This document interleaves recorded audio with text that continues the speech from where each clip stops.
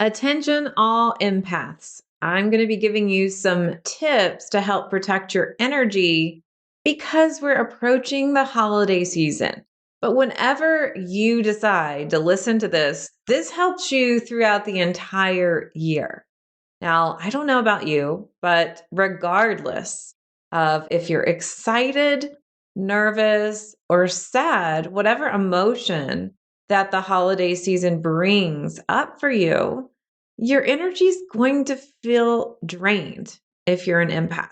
So, I want to help you prevent that. So, stay with me. I will be giving you my very best empath tips to survive the holidays. Welcome to Spiritual and Ambitious.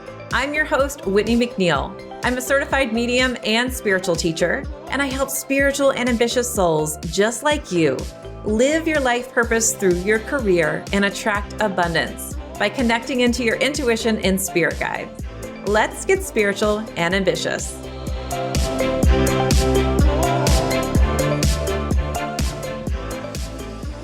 This is our 52nd episode, which means we have reached a year. I am so thankful for you listening in to this podcast and tuning in, and caring is sharing. So if you know an empath in your life, please share this episode with them. And don't forget to subscribe to this podcast so that you never miss another episode. And we've got some really great ones coming up. Before I get right into it, the card that I want to share with you on this episode is the card of the higher self. Your life purpose is calling. This is the end of the year where we start thinking about what do we want to release and what are we ready to invite in the next cycle. You can start a new cycle at any time in your life, but the new year kind of brings this blank slate energy. It's like this cutoff point where we say, I'm ready to do this. I'm no longer doing this. If you're listening to this podcast, you may be considering feeling that pull to start your business and live your purpose through your career. Or if you already have a business, you might be wondering how to expand it, or you might be wondering, I need to shift or change or pivot. So I'd love for you to jump on the Spiritual Business Incubator waitlist over at messengerofspirit.com/WL. That was the message from the cards. Let's go ahead and get into my very first tip to help you survive the holiday season energetically. Number one, make it a priority to clear your energy. Empaths are known to soak up energy like a sponge. However, they don't always wring out that energy. They will oftentimes feel a little confused. Is this my energy or someone else's? Now, when we get into the holiday season, you are surrounded by other people's energy, whether you're shopping at the grocery store or you're gathering with friends and family, or perhaps you have an array of emotions coming down. These array of emotions could be overwhelm, they could be sadness, they could be positivity and joy and excitement. However, it's really important that you have clear energy so that you know that what's coming through in your energy is clean for you. So if you didn't take a bath or shower for weeks on end, ew, right? So the same thing with your energy. We collect energetic dust. So my favorite ways to clear my energy is to, one, protect my energy, which I'll give you an exercise a little bit later on in this episode. But also, I will make sure to take a salt bath. I will get in the shower and imagine and visualize and intend that white light come down with the water as it washes over my body I will visualize any gray energy, any stuck and stagnant energy. So if you can't visualize, you can just intend, know, and feel that the soap that you're using and the water that's moving in helps to turn any stuck energy into love and light. It becomes lighter, and all that yucky stuff just goes down the drain. So that's one way that you can actually clear your energy. Now, another way that you can do this, a lot of people prefer to burn white sage, or my favorite way is to use frankincense. So you can get some frankincense and actually burn the resin if you like that. I like to take frankincense and purify my room and energy because I diffuse an essential oil into the diffuser. There are several frankincenses and all are effective. My favorite is sacred frankincense, and I will link to it in the show notes. So if you're traveling and with family, you might be thinking, I can't really burn some sage and I can't do anything with frankincense. So what you can actually do is utilize one of the water exercises or step into the sunlight. Just take 5 minutes. That's it. Go outside, visualize the sun rays coming over your energy. Call in your spirit guides and ask your spirit guide healers to help cleanse your energy. Especially if you're outside, it's great because you can visualize any stuck and stagnant energy that doesn't belong to you, someone else's, can just move down into the ground and then intend that this energy be transmuted into a lighter energy of love and light. There's different visualizations and different things that you can do. The most powerful part of all of this is intention. We just forget to really recognize and identify when something in our energy doesn't feel good, or if it's not serving us, or if it's not our own. That's going to be really, really important. This next tip has to do with clearing your energy, and it is schedule alone time. Oh, yeah. This actually helps clear your energy and helps the separation of being around so many people's thoughts, feelings. And this helps you really come back and focus on how you feel. So, in your alone time, you can journal about your thoughts, your feelings. How does it feel when you're in front of your aunt or your parents or your siblings, your spouse's family, your children, your friends, whoever you're with? How does it feel if you're not with them? So, really paying attention and being intentional with, oh, wait a minute, I'm feeling different. I'm feeling tired. I'm feeling energized when I'm around certain people. This helps you bring focus to how to set your intentions before you move forward in interacting with them. Now, if you are not around people and you are spending the holidays by yourself, this can also bring attention to what kind of energy you need to focus on. So if you're not feeling great or you're feeling a lack of connection, then you know where to set your intentions to bring more joy into your life. You might say, well, Whitney, I'm visiting family and I'm raising my hand here. I get it. That's something that I do. It might be a little challenging if you are all in the same house. So, a couple ideas. One, if you're visiting family, you might want to limit your visit with them. Even though you love them, you might need to set a boundary ahead of time. So, let's say that you want to visit in laws and you're married and you don't really love to visit the in laws. In the spirit of having a healthy relationship, you know that compromise is going to be something that you're doing. So you could tell your spouse ahead of time, I can only be here for X amount of time. Or you could say, I'm going to need more alone time. So when I visit, I'm going to need to go out for a walk, or I need to go out and sit outside, or I'm going to make it a point to schedule some time where I can think. So planning your boundaries ahead of time is going to be really key. Now, if you are visiting in a different state, You might want to consider getting a separate place to stay, such as renting a home or getting a hotel room or something like that too. Sometimes empaths feel bad saying, "Hey, I'm going to go take a nap," or "I'm going to just go back into my room for a couple hours." Knowing that that's okay and that's really inherent in order to be in better spirits for yourself and for everyone else, that's okay. Planning ahead can be very helpful with this. When you start to feel bad about really honoring your alone time, think of it this way.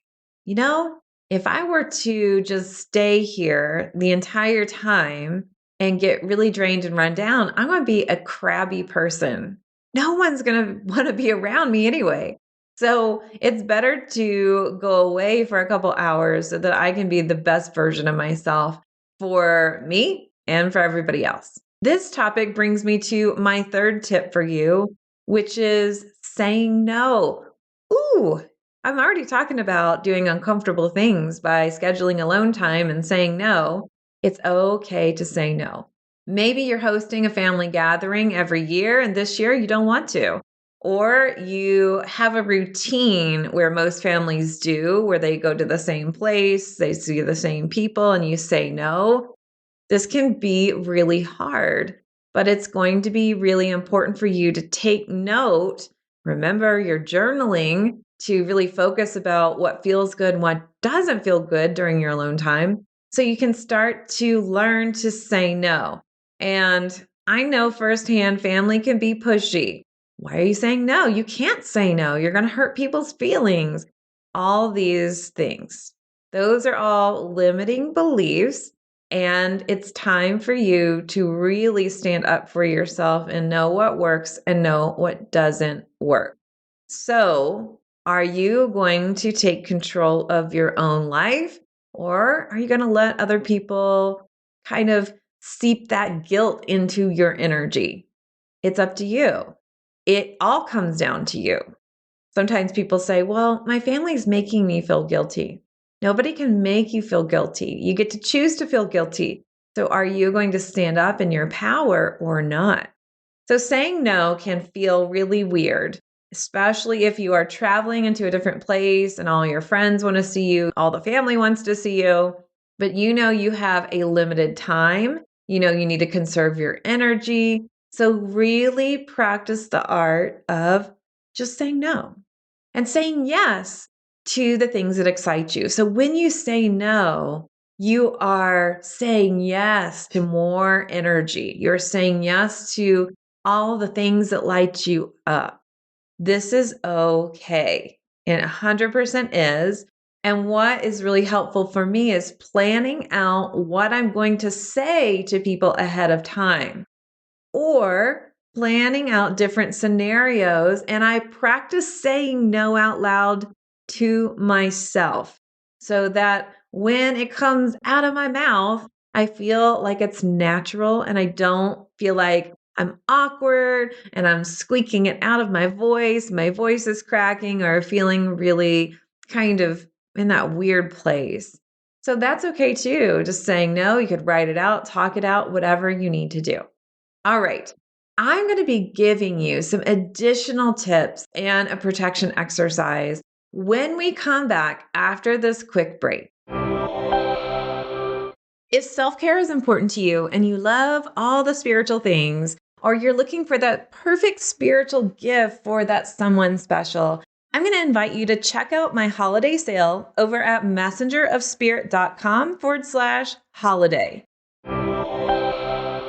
Thanks for listening. We are getting ready to talk about some other techniques to help you conserve and protect your energy during the holidays. But again, you can utilize these techniques whenever you need to. It's not just for the holidays, but I know the holidays can be extra draining. Even when we're so excited, it expends a lot of energy. When we're meeting with people, connecting with people, loving up on everybody, we are literally giving our energy and we are thinking more, and our physical body is doing more things. Oftentimes, we are cooking, traveling, literally just talking takes energy. But if you are by yourself for the holiday season, this applies for you as well. You can start thinking, getting in your head. You can feel really drained just with all of the things going on in the media and in the public spaces. What do we do on the holidays? Most people eat food. Most people eat different food than you would in your daily life. I have a family recipe that I've now taken on.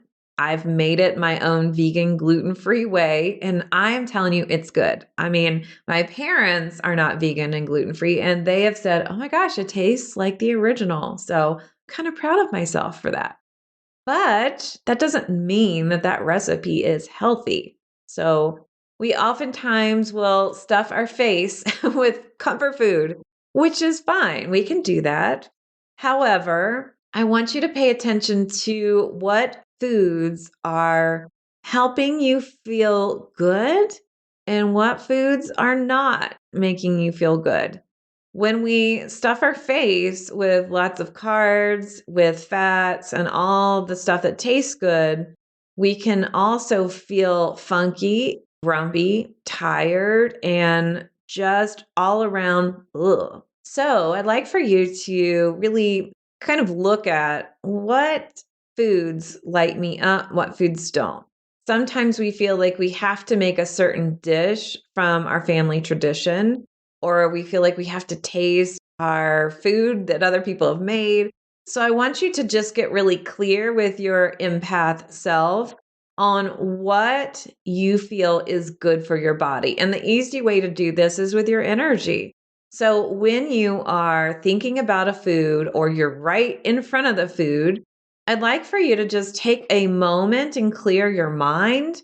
So you can close your eyes. You can do this with your eyes open. Take a deep breath and just imagine that when you're breathing in white light. Doesn't matter if you visualize it or not. I want you to just feel peace moving through your body and just ask in your mind. So, in your mind, with the intention that your higher self, with the intention that your body, with the intention that your spirit guides respond to you, is this food for the highest and the best in this moment?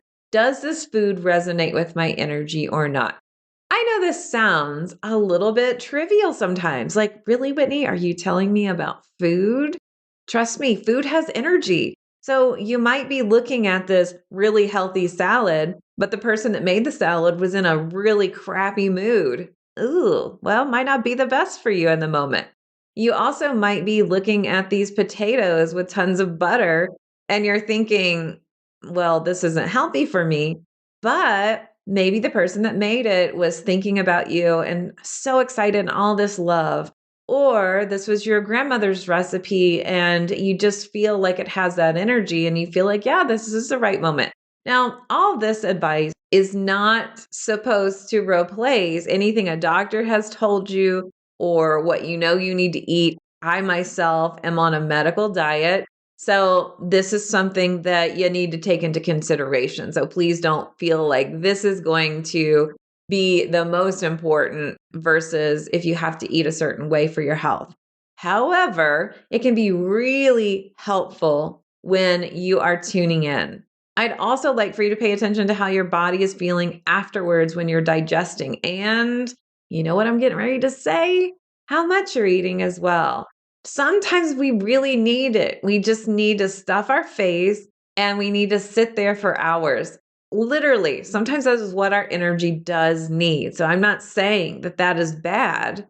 However, it may not be something that your body is needing. So be just present and cognizant of the energy that you are eating. That's what I'm trying to say. It's not necessarily about the calories and all that crap. It's more about the energy that you are consuming.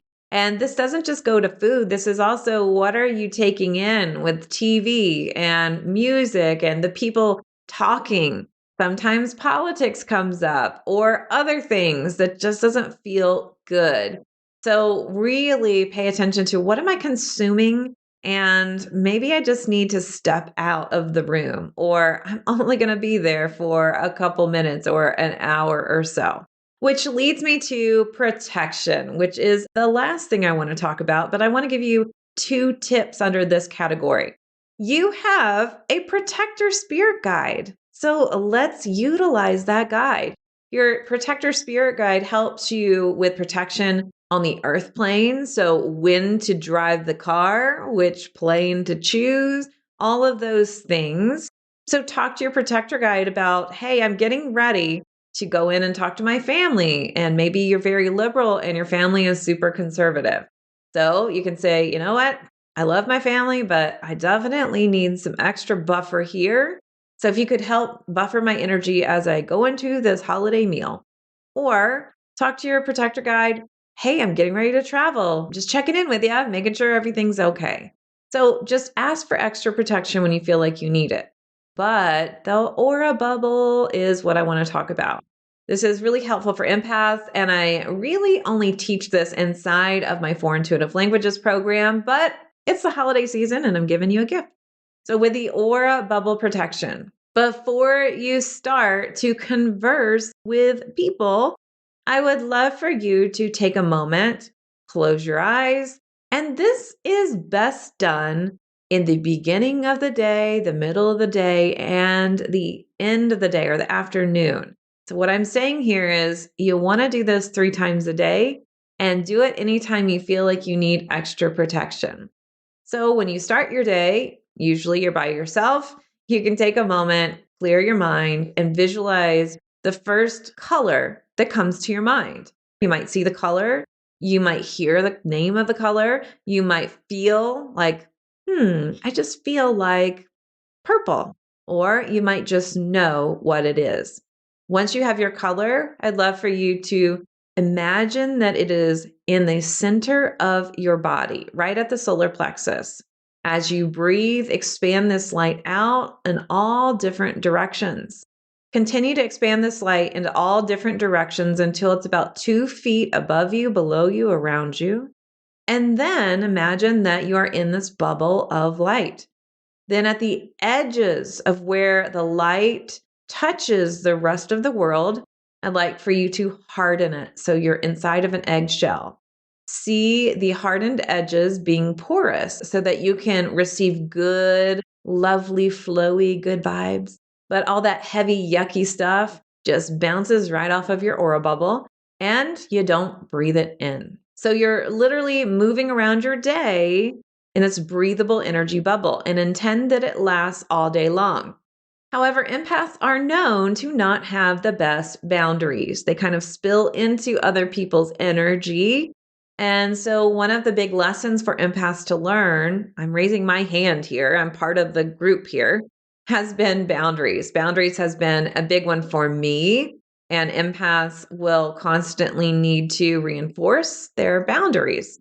So this is why I recommend to do it in the morning, in the middle of the day, in the afternoon. Now, if you're in the middle of a conversation or you're at the dinner table and all of the yucky talk starts, then I'd like for you to mentally check in. Is your aura bubble still there? And let's reinforce it. Take a moment to just visualize it, or you can say it in your mind to say, I expand my aura bubble. My aura bubble is up. Or you can feel it kind of push out and expand your energy and lock into place, or you just know it's there. Aura Bubble has helped so many of my students, and I wanted to give this gift to you for this holiday season. So thank you so much for listening to this episode. And next week, I'll be back with a brand new episode to help you release as you move into the new year. It'll be my release ritual. I hope that you have a fantastic holiday season. Until the next episode, here's to staying spiritual and ambitious. Thanks so much for listening to this episode. And if you loved it, would you please share it with a friend? I would also love your review and a reminder to subscribe so you never miss an episode. You can find me at messengerofspirit.com, and you can take the 4 Intuitive Languages quiz and find show notes there too. If you want to connect on YouTube, Facebook, or Instagram, you can find me at Messenger of Spirit. If you want to continue the conversation, join my free Facebook group at messengerofspirit.com/group. I'll meet you right here next week. Here's to staying spiritual and ambitious.